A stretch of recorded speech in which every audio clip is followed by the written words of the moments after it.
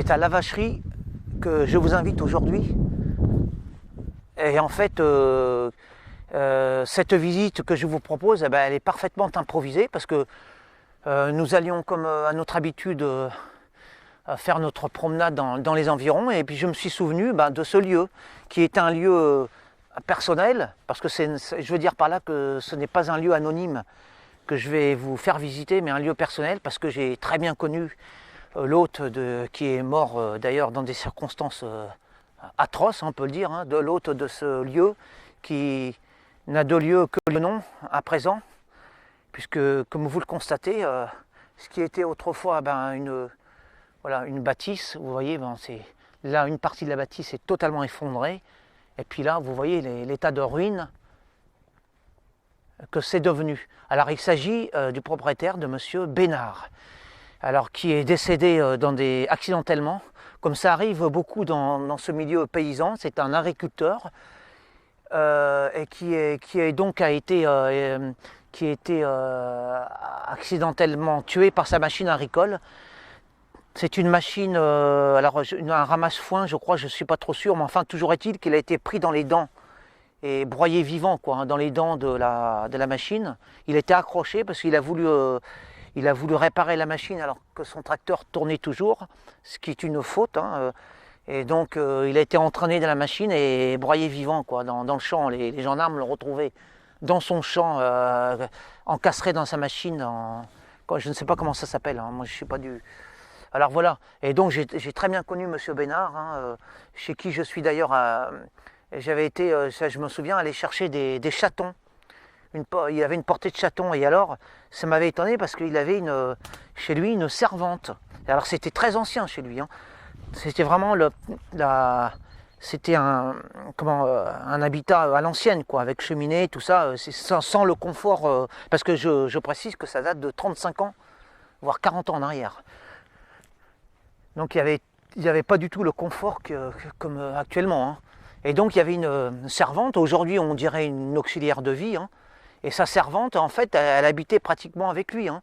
Et ça m'avait étonné parce que voilà, c'était un paysan à l'ancienne, mais qui avait des mœurs aristocrates. Alors c'est ça qui m'avait très surpris. Alors là, ce que vous voyez, moi j'ai pénétré là, lorsque c'était habitable. Alors ce qui est remarquable ici, eh bien, c'est que cette bâtisse, là, cette grande bâtisse traditionnelle, sartoise, avec des murs, vous voyez, des murs épais, eh bien, c'est qu'elle n'a subi aucun vandalisme, étant donné qu'on est en campagne profonde. Alors, n'ayant subi aucun vandalisme, il n'en reste pas moins vrai, eh bien, que cette ruine est le résultat tout simplement de l'œuvre du temps.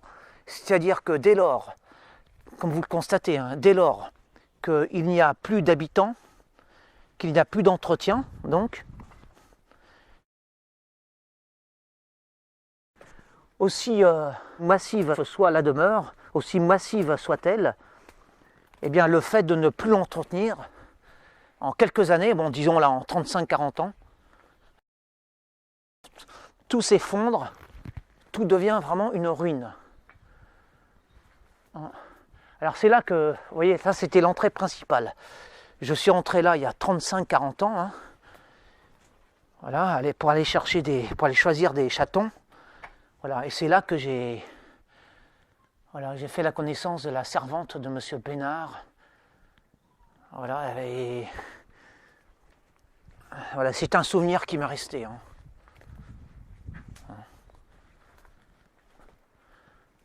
Bon, alors là, vous voyez, il n'y a eu aucun vandalisme. Tout ça, c'est vraiment l'œuvre du temps, c'est-à-dire le manque d'entretien. Comment les années peuvent... Vous voyez, c'est ça qui est impressionnant. Juste le manque d'entretien, voilà, le résultat, c'est-à-dire que le temps arrive à bout de tout. Une bâtisse comme ça, vous voyez, les murs sont quand même épais. C'est la pierre traditionnelle de la région. Eh bien, tout s'effondre, tout s'anéantit. Voilà, c'est un poste de télévision antique. Alors, je n'ai pas le souvenir que M. Bénard avait la télévision. Sûrement, puisque... En fait, si, sûrement. Mais ça, c'est vraiment un vieux poste de télévision. Alors M. Bénard était un paysan très à l'ancienne, mais en fait il n'était pas du tout arriéré en fait. Hein. Il avait un esprit très fin, hein, comme certains paysans, pas que d'ici en général. Hein, parce qu'il y a des paysans qui sont très fins, ce ne sont pas tous des arriérés, des... Hein, voilà. Ah, vous voyez cette lampe là, c'est incroyable. Cette lampe elle a dû m'éclairer lorsque j'ai pénétré ici, jadis. Hein, en tout cas on faisait du bon matériel parce que elle est quand même si l'ampoule est partie, vous voyez que le socle est demeuré. Hein. Alors ça c'est incroyable parce que un nombre tant de jours eh bien, peut transformer comme ça une belle maison hein, en ruine.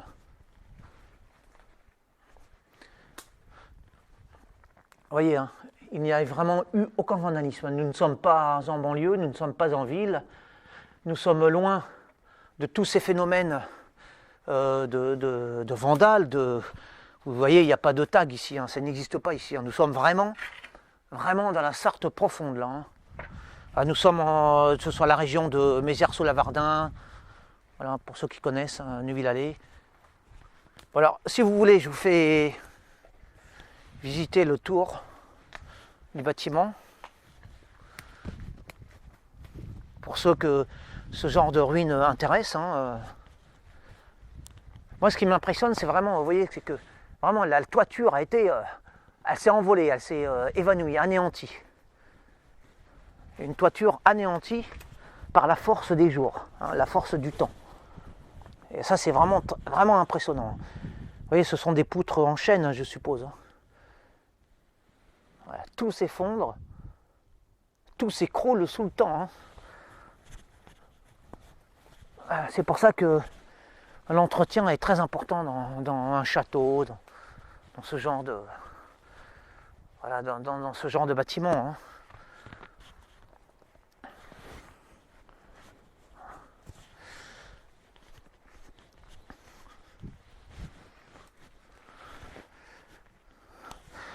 Alors pour l'anecdote, je n'ai pas le souvenir à propos des chatons, d'en avoir retenu un ou pas. Ça date de 35 ans, alors donc j'ai pas vraiment le souvenir. Bon bah